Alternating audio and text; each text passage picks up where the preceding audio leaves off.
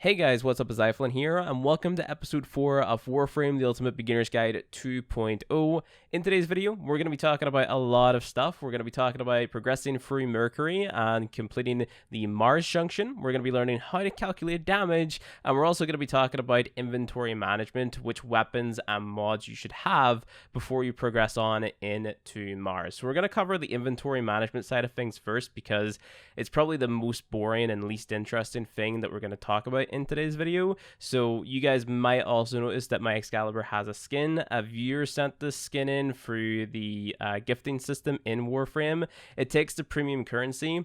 I don't recommend doing it if you're a newer player, but if you really want to gift me something, I would recommend that you guys gift me things like affinity boosters, resource boosters, credit boosters, because if you gift those types of things to this account, which is called Please Sub to Me, then, you know, it's going to speed up the progress of making these videos, and it's going to save me a lot of time. That is if you want to gift me something. By no means are you obligated to gift me anything. I would actually recommend that you don't, because, you know, I can do everything in this game. Like, I know it like the back of my hand, so you guys don't have to gift me anything whatsoever. It's just if you really wanted to gift something, then gift the boosters, because that is what's going to save me the most time, and that is going to help out the most, basically. You can send cosmetics if you want, and I'll use them in the videos, but boosters would be the ideal thing if you're going to gift anything. But again, don't recommend it. I'm not asking for it, but if you really want to, you can go ahead and do that. But let's move on with the video. Thank you to effing Weeb for sending this over, by the way, as well. And also thank you for rocking the glyph.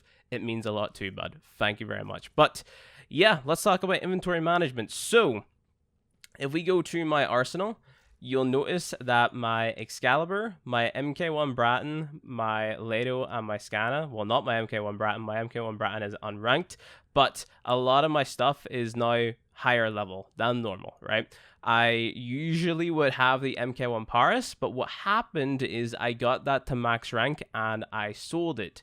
Now, you might be wondering, why did I do that? So, if we pause the game and we go to Show Profile, we go to Equipment, we go to the Primary Weapon tab, and we scroll down, and we find my MK1 Paris. You'll see that it has this little symbol in the top right-hand corner. Now, this basically means that I have mastered this weapon, and I can get no more Mastery XP from this weapon. So, because it is like your beginner weapon in the game, I don't really have any need for that anymore. So, it's okay for me to get rid of it, right?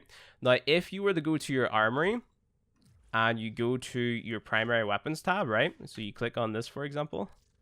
You'll be able to see, if you scroll down a little bit, that these weapons, the Bratton, the MK1 Bratton, the MK1 Strun, and the regular Strun, you can buy all of those for credits. If you picked up the MK1 Bratton in the prologue of the game, then the MK1 Paris is going to be available for credits as well. So if I go ahead and I type in MK1 Paris, you can see that I can get it for 15,000 credits.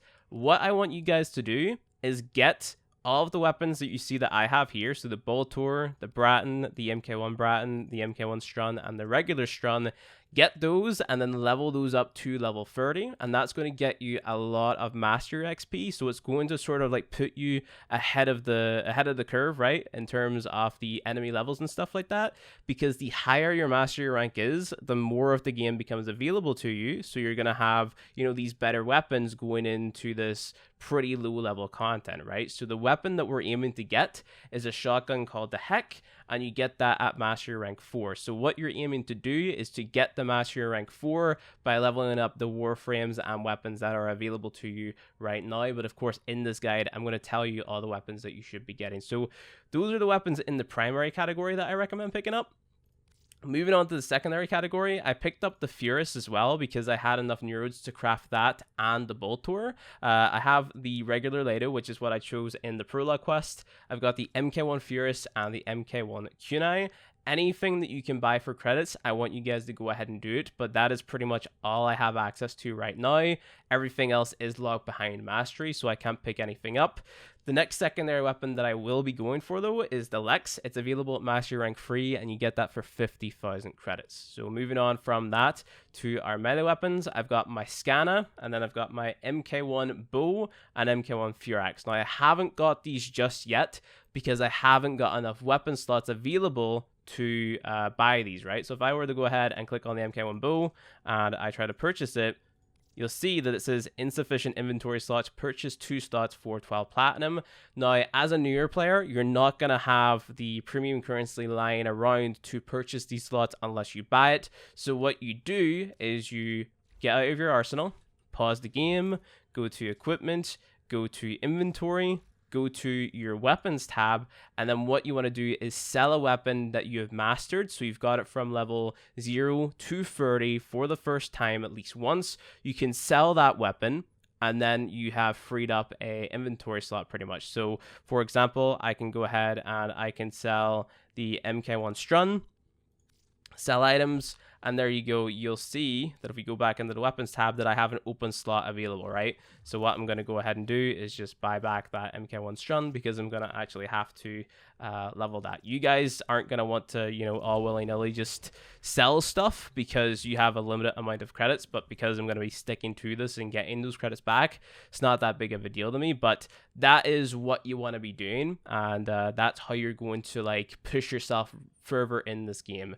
Leveling up your Warframes and your weapons is the fastest and pretty much only way to level your mastery rank. I get a lot of people asking me from time to time, like, how do I level up my mastery rank faster? That is the only way, unfortunately. So, you know, there's no other way around it. You just have to level those weapons from 0 to 30. Now, you might be asking, how did I get my weapons and my Warframe to be such a high level, like with the limited content that we have, right? It's pretty low level content. Well, the reason that I was able to get it so high is because I was doing a lot of farming for items and mods. You'll see on the screen right now that I've got like a spreadsheet of mods that I want you guys to go ahead and get. It's got all the information about the mods, like the percentage chance to drop, what the mods do, where you should be going to get those mods and stuff like that. I want you to get every single one of those mods before you move on to Mars. Of course, there might be places later on in the game that, you know, it might be easier to farm those mods, but to me, it just makes more sense you get those mods early so you can start putting together a build that makes sense, and you can invest your credits and your endo where it matters as soon as possible. So pause the video and just go ahead and get all of those mods, farm up the resources that you're going to need to build the Boltor and the Furus and also the Taxon if you haven't already. And then what you're also going to need to do to craft the Boltor is get to Mastery Rank 2. So if you're somebody who's already got the nodes and stuff and you're struggling to build the Boltor, it's because you haven't leveled up to Mastery Rank 2.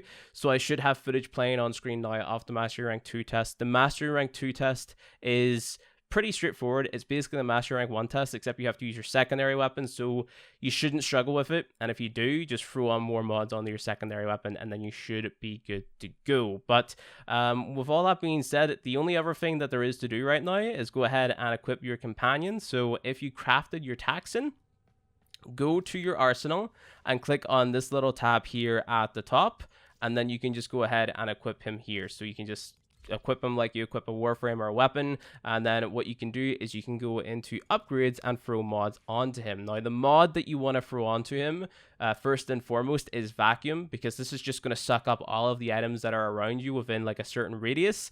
The higher you upgrade this mod, like the higher level you get it by investing endo and credits, the wider radius that it's going to cover. So you want to like really make sure that you're investing as much endo and credits into this mod as soon as possible, because it's going to be one of those quality of life mods that you're going to get used to pretty quickly and you're probably not going to survive without. And then once you've done that, you want to just invest like survivability mods onto the Taxon as well. So it would be like the likes of Metal Fiber that is available to me right now, and also Regen, because Regen makes it so that he can revive himself pretty much. The other mods, like the offensive mods, you don't really need, because the mods or the offensive capabilities of the Sentinels are not that great. I don't throw any mods on the Artax. You just have the Artax, which is his weapon, equipped to earn bonus mastery rank from it. So you do get mastery from your companion and the companion's weapon. Just make sure to equip the companion's weapon, because you can, whenever you equip it, it doesn't come equipped with the weapon. So just press equip and then make sure that you put it on. Don't throw any mods on, because if you do throw the mods on and then those mods are also on your primary weapon, for example, it's going to say that there's a conflict and it needs to resolve it. So just make sure that you don't put any mods on the Sentinel's weapon, at least for now. Later on down the line, whenever you start to get duplicates and stuff like that, and you have enough endo and credits to just sort of throw around, then you can start investing into a proper build for your companion's weapon. But that is pretty much it for the housekeeping. The only other thing that I think I told you guys to do was to go and get all of the parts for Rhinos. So you can see that I have the Rhino chassis, the Rhino neuroptics, and the Rhino systems. You want to go ahead and kill the boss on Fossa, which is on Venus, and farm up the chassis, neuroptics, and systems blueprint. And then whenever you can, craft all of them, right? So on Mercury, we're going to be able to get Morphics, so we can craft the neuroptics. And then whenever we get to I think it is Saturn, or maybe it's on Phobos, we can get plastids. And then control modules are from a place called the Void. So that's pretty much all you want to get. The only other thing that you can get, and you're going to get this whenever you're getting one of the mods that I told you to get that was on that little spreadsheet in the spy missions, you can get Ivara systems from the spy missions from Rotation C. So whenever you're farming up the mods Vicious Frost and I think Volcanic Edge it's called, then you're going to have the chance to get the Ivara systems as well. So Ivara is a pretty good Warframe. I would say go out of your way to get all of the parts for her as soon as possible, but you're nowhere near being able to build up her components one by one because you need resources like Nitian Extract and Argon Crystals, which we're pretty much nowhere near getting yet. So don't worry too much about crafting Ivara. Just try to get the part blueprints for her. And yeah, so with all that being said, I'm going to jump onto my main account and we're going to talk a little bit about how damage is calculated within Warframe. Okie dokie, so this is going to be a lot to take in, but it is very, very important, at least in my opinion, that you really pay attention to everything that I'm about to say, simply because you're going to run into a lot of like rookie mistakes in Warframe if you don't understand how damage works, and you're going to be scratching your head whenever it comes to killing higher level enemies because you're not going to know why your weapon isn't dealing a lot of damage, because you're going to think that you're throwing on the best mods that you possibly have because they have like really high percentages or something, but in reality you're sort of like shooting yourself in the foot because you're not modding the right way, because there is definitely a right and a wrong way to mod in Warframe. It's less apparent now because the game is like went in a more casual direction, but if and when DE come out with like really hard, difficult content that requires you to have like really good builds, it's going to be worth understanding how damage is calculated within Warframe. So maybe I've briefly went over it in previous beginner guide episodes, but you find the total damage of your weapon in the ideal circumstances where an enemy doesn't have any weaknesses and he doesn't have any resistances by adding these three stats together. So you have impact, you've got puncture, and we have slash. So impact, puncture, and slash added together. So 16.8 plus 302.4. This is equal to 336, right? So that is the amount of damage that this weapon, which is called the Dread, deals with absolutely no mods on it, right? So it's got pretty decent damage to begin with. Now what we want to figure out is how do we make our weapon deal more damage? Now, there are mods in the game which just gives you bonus damage, right? So this here mod Serration is going to give you plus 165% damage. What this mod is going to do is it's going to take 165% of these different stats and then add that on top, right? So it's going to take 165% of 16.8, 165% off 302.4, and then add that on top. So just pay attention. You see how all these numbers turn green? That means it was increased, right? So that's pretty straightforward and really easy to understand. You know, the 16.8 on impact went up to 44.5, same for puncture, and then slash went from 302.4 all the way up to 801.0. So that's pretty good. Now, that's really straightforward and easy to understand, but the problems arise whenever people start to throw on mods such as, let's say, for example, I think I have one called Crash Course. So that'll be a dash polarity. Yeah, a dash polarity. So Crash Course gives you 120% impact damage. And you might think that that's good because, hey, it's a high percentage, right? High means good. Bigger number means good, at least in most people's mind. And then the UI also does like a little trick on you, and it makes you think that it's good because you also get that green number whenever you throw it on to show that, hey, you know, you've increased your damage, right? So if we go ahead and we throw Crash Course on, we can see that it increases our impact damage. And, you know, that might be all well and good, but the thing is, like, there are different mods that give you like a lower percentage bonus, which are going to give you more damage overall, right? Because if you haven't already caught on by now, it's taking the percentage that stat gives and then adding that on top, just to clarify that. So 120% of 16.8 isn't exactly the biggest increase in the world. It's maybe like around 20 or something, 20 damage. So that's not the biggest increase in the world. So what I went and did is I made like a little fancy notepad for us to look at, and we can talk about, you know, how damage is calculated and how we use different mods to get more damage that have like maybe a lower percentage. So our total damage of our dread, like we've already established, is equal to 336. So that's our impact, puncture, and slash stat added together. Now, in most cases, 9 times out of 10, it is more effective to use an elemental damage mod. So in this example, we're going to be using Hellfire, but we could use any elemental damage mod. So we could use Infected Clip or Stormbringer, or what's the other one called? I think it's called Cryo Rounds. Yeah, we could use Cryo Rounds. We could use any of these mods in this example, and it would get the same results. It's just enemies have different weaknesses and resistances to different physical damage types. So your physical damage types are your impact, your puncture, and slash, and then different weaknesses and resistances to your elemental damage types, which is your cold, your heat, your toxin, your electric, so on and so forth, that type of stuff. So again, like I said, we're going to be using Hellfire. Now, the unique thing about your elemental mods is it's going to take the percentage of all of these numbers added together. So it's taking a percentage from your total damage and then adding that on top, where a mod like Crash Course, which is only using your physical damage stat, and at least only one of them, it's only going to be taken from that one stat, right? So if we read my little notepad here, elemental damage mods take their percentage from the weapon's total damage. Total damage is equal to impact plus puncture plus slash, which is abbreviated into IPS. The example using the dread is total damage is equal to 336. Hellfire gives us 90% heat damage. 90% of 336 is equal to 302.4. So your total damage after Hellfire is going to be 16.8 plus 16.8 plus 302.4 plus 302.4, which is equal to 638.3. So let's just go ahead and put Hellfire on and see if that is the case. So my math was correct. That is indeed the case. So now, to find our total damage off our dread, we would add these 4 numbers together, and that would be our total amount of damage in the circumstance where the enemy doesn't have any weaknesses or resistances to the damage types that we're using, right? So that is how elemental damage mods increase your overall damage, right?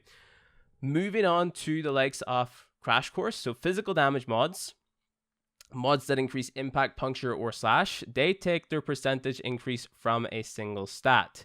Example using the dread.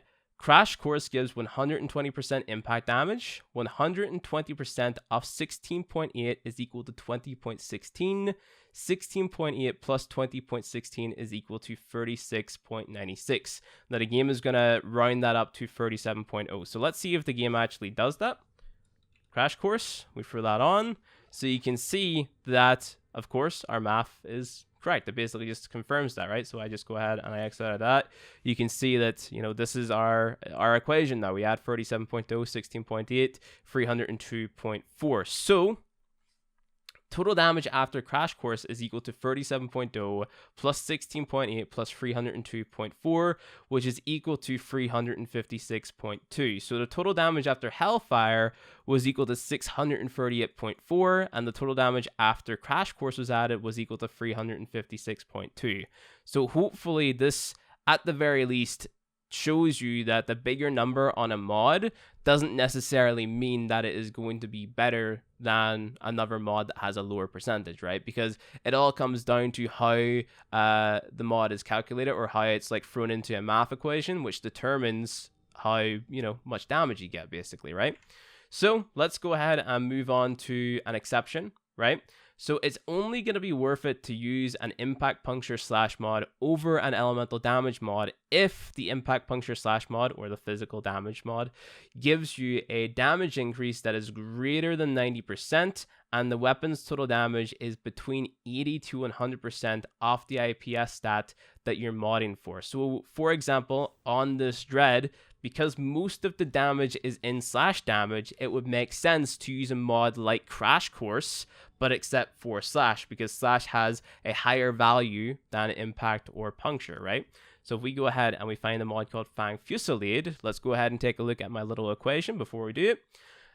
302.4 is equal to 89.9% off 336. So 302.4 is the dread's slash damage stat, and 336 is the dread's total damage. Fang Fusillade increases the slash damage by 120%, as you can see over here, and then 120% off 302.4 is equal to 362.87. So now we add 302.4 plus 362.87, which is equal to 665.27, and the game's going to round that to 665.3. So again, let's go ahead and see if that was indeed correct. You can see that we have 665.3.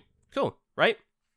So the total damage after Fang Fusillade was thrown on is equal to 665.3 plus 16.8 plus 16.8, which is equal to 698.9. So again, let's compare that to our Hellfire total damage stat. So that was 638.4. Now, the only reason that that worked is because 80 to 90 or 80 to 100% off this weapon's total damage was in that one physical damage type, right? So at 9 times out of 10, it's going to be worth it for you to throw on an elemental damage mod over a physical damage mod, if that makes any sense. Now, that is just like before you throw on the likes of Serration, for example, but Serration is always going to be like the same increase. So like, even if your Serration increases it to whatever the numbers were on the dread, right?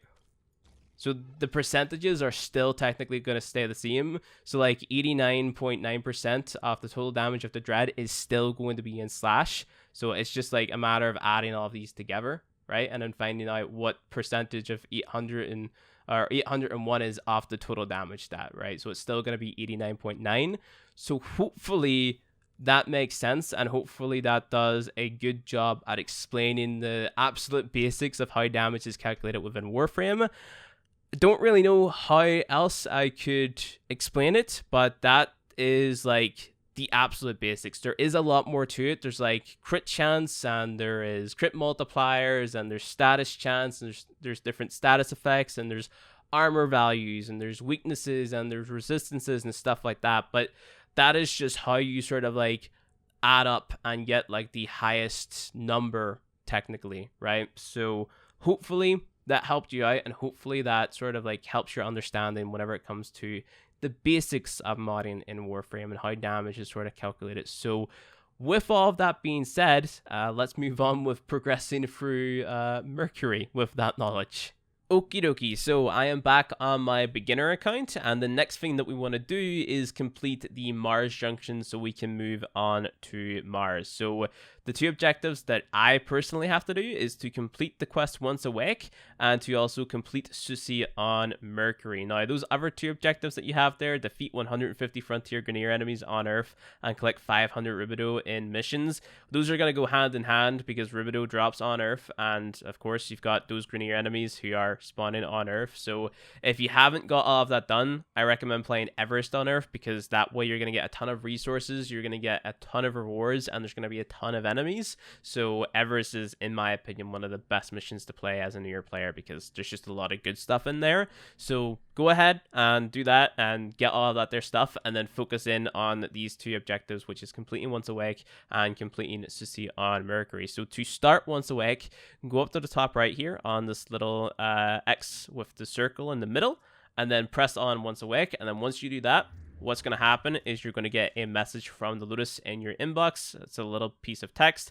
Don't have to read it. Don't even care about it. Just close it immediately unless you're a lore nerd, and then move on to Mercury. And the first mission is going to be an investigation or a spy mission. We're just going to go ahead and complete this. I'm going to show you how to do the spy vaults in here. So let's go. Okay, so I'm outside my first spy vault. I'm going to go ahead, hack this console. And this is one where you've got this little corridor over here, but as you come through this door, there's a little hole over here. Just go ahead, slide under that. You've got those lasers. This might be a little bit difficult for you if you're a newer player, which I'm assuming you are because you're watching this guide, but you want to crouch and then aim your crosshair up a little bit. Wait for those lasers to go down. Jump. Jump again. Roll. And then keep on pressing the spacebar across that wall while looking towards this little vent. And then wall run up the way. So just keep your crosshair like on the wall, up a little bit, like that. And then come through this vent. And then you can just hop on these little bars here. Of course, you can wall climb, so don't worry too much if you fall. You just can't fall down that little pit there, because then you'll be teleported back to like the nearest platform or whatever. But just jump across these, and then jump into this little thing right here. So again, aim your crosshair up a little bit, crouch, and then do your bullet jump, and then just drop down this hole, and then hack the console. And then that is how you do that spy vault. Now, it stays the same into higher level missions. This one isn't like any more challenging in the later levels. So there you go. You know how to perfectly do a spy vault now. Alright, so we're outside the second spy vault for this mission. Just hack our way in again. We've got two doors here. So make sure to shoot the camera. You can go up that way, and then go all the way around where you can just walk through that door. Usually, just to get it done faster, I walk through the door. Sometimes in higher level missions, this little area right here can have lasers. You just want to, like, you know, avoid them, obviously, so they can be at the bottom or they can be at the top.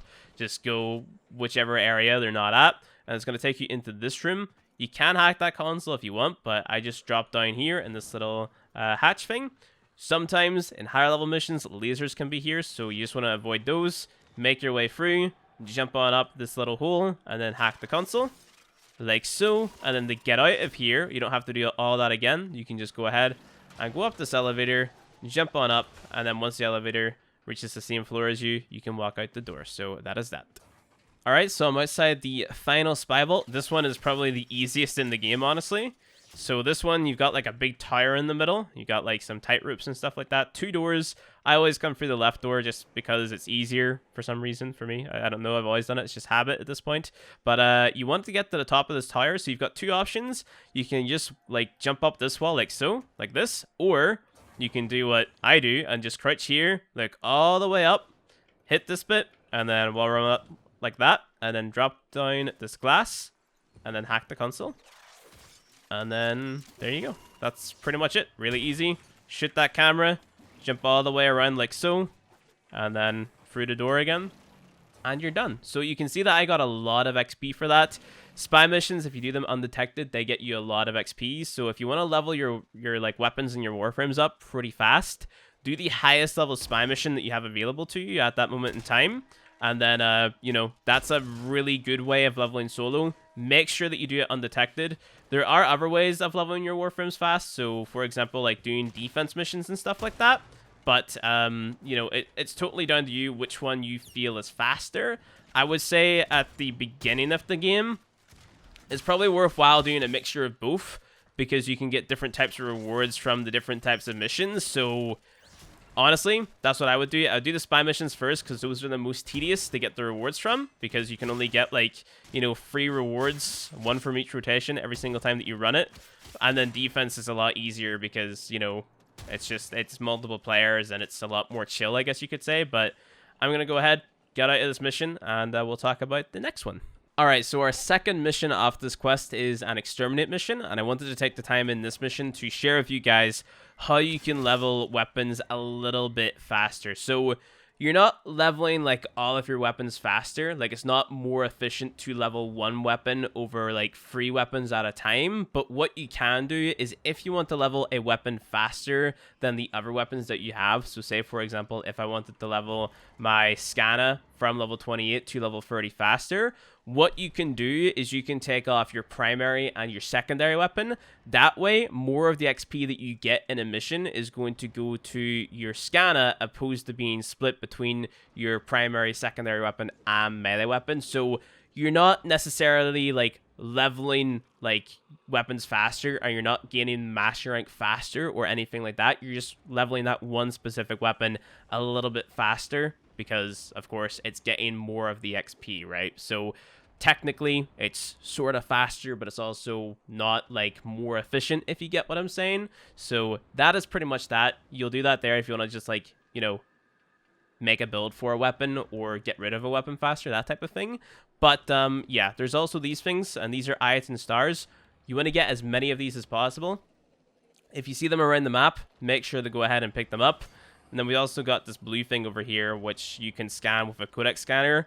Haven't got that yet, but if you see that there, it says require scanner. You can hold down Q or whatever the gear button is in console, pick a scanner, aim down sights, and then hold left click, and then yeah, you'll scan that thing, and it is a thing for a thing that is later on, and doesn't really matter too much. So don't worry too much about those things, but those iron stars that I picked up, those are worth it. So yeah, I'm going to go kill all the infested now, and I'll see you guys in the next mission. Alright, so after you complete that exterminate mission, you're going to get an inbox message from the Lotus, and she's going to give you a melee mod for heat damage. So you guys remember back to our how we calculate damage segment of this video. That's going to be a good mod, and I'll actually show you the build that I was using on my scanner for that exterminate mission. So we can drop melee Prius, there we go, that's how you say that word, and reflex coil, remove parry too. Then this here would be the build that I would recommend using for, you know, just sort of pure damage versus the infested, which is the faction that we're going against right now, the monster looking guys. And then you can go ahead and you can throw molten impact on there for more heat damage as well. So yeah, Volcanic Edge, you get this from a spy mission. If you refer back to the little spreadsheet that I showed you guys earlier, it'll show you where they get this mod. This mod is really good. You're going to need it for a lot of endgame builds, as well as Molten Impact, so go ahead and get those. This last mission that we have to do is a defense mission. So again, I'd recommend just bringing the scanner if you have it, because the scanner is mainly slash damage, and the infested are weak to slash, so it just makes sense, honestly. So yeah, just pick that up, and we'll jump in, and we'll do the defense mission.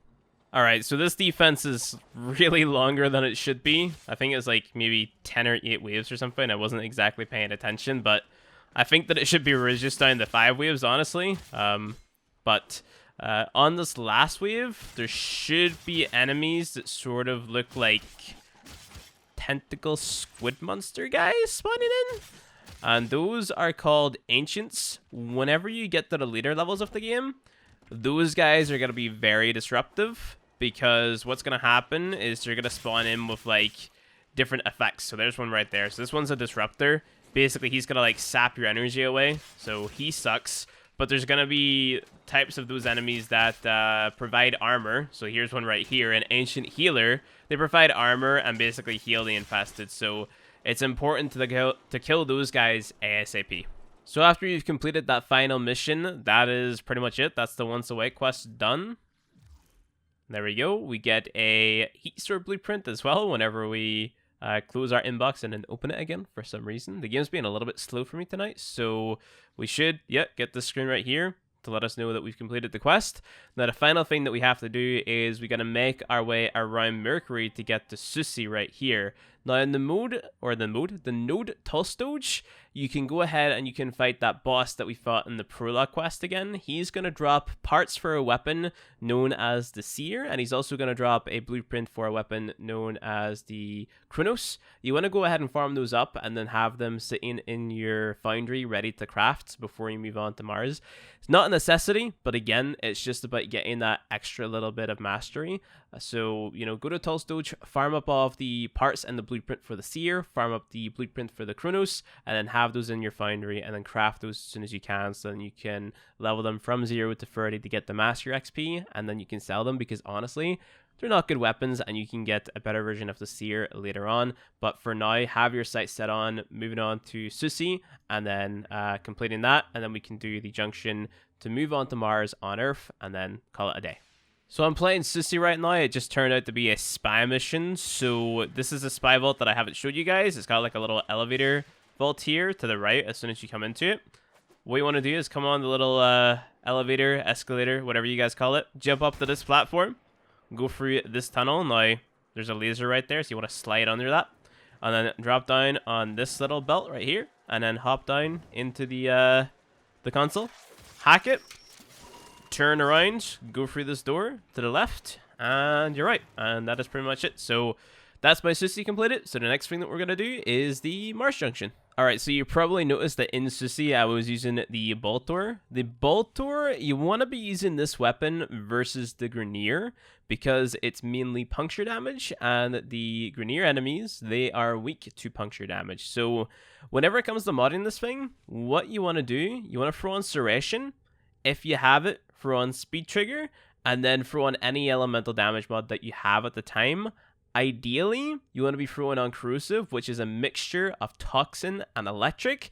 But if you don't have that, then you can just throw on Heat Damage. If you end up getting a Heat Damage mod, just throwing on Heat Damage on its own is probably best. Whenever you put 2 elemental damage mods beside one another in the modding section, it actually has like a secret order to it. So the top left is slot number 1, then to the right of that is slot number 2, 3, 4, and then down to the bottom left, 5, 6, 7, bottom right is number 8. So if you are putting, let's say, a Stormbringer mod, which is electric, and then a Hellfire mod, which is heat, in slot 1 for the electric, and then slot 2 for the Hellfire, that is going to make radiation damage. So if you want to make corrosive damage, it is electric in slot 1, Toxin in slot 2, and then you could also throw on Heat, which would then be in slot 3. But if you put Heat in slot 2, where the electric is, then it would make Radiation and Toxin.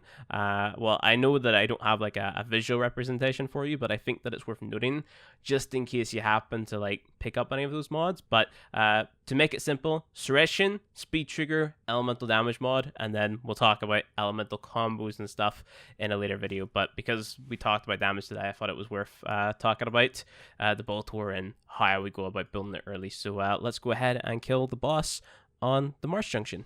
Alright, so to make this as easy as possible, just go to your ship, throw as many power mods onto your Warframe as possible, as many like damage mods onto your Exalted Blade as possible. Come in here, press 4, press 2, spam E, and you're done. That's pretty much it. That's how easy it is.